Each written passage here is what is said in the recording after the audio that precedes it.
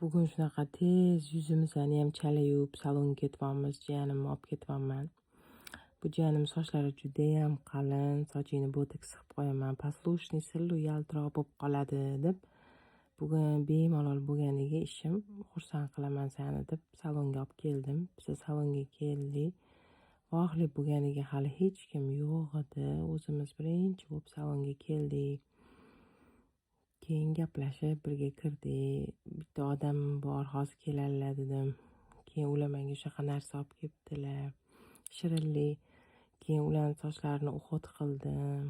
Uhod qilib, ampulalar surib, keyin chiroyli qilib ukladka qilib qo'ydim.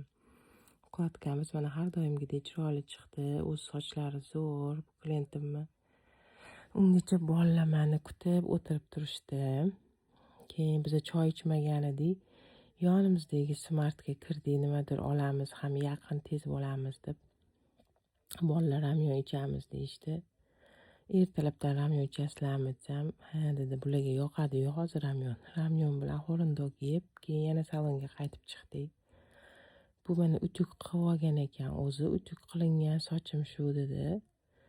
Judayam soch qalin-da, qiynaladi. Keyin senga botoks qilamiz deb botoks nimaligini tushuntirib qilishni sekin boshladik. Keyin yaxshilab shu o'zini sostav shampunida yuvib, botoks холодный qildim bunga. Buni zarari yo'q sochga. Sochni prosta yaltillatib, silliq qilib, послушный qilib beradi. Keyin xolajiyan gaplashib, soch qildik. Bu ham charchab ketdi, o'tiraverib, sochini qilgunimcha. Shunaqa uyg'im kelib ketdi deb zo'rg'a o'tirdi. Keyin nimalar surilishini tushuntirib, o'ziga ham ko'rsatib, sochini qilishni boshladim. Sochini yuvib bo'lgandan keyin shuni surib, sostav suriladi. Surib keyin bir pastga qo'yib qo'yamiz. Soch strukturasiga qaraladi u. 20 minut, yarim soat.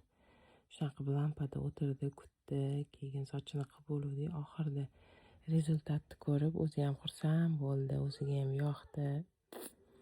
Shunaqa mana sochini yuvib, prosta fenda quritdim qizlar. Videoyim rosa cho'zilib ketdi, shuning uchun tez-tez hamma protsedurasini ko'rsata olmadim. Keyin soch qilib bo'lgandan keyin bular chiroyli rasmlarga tushib olishdi. Keyin hammamiz xursand bo'lib ketdik.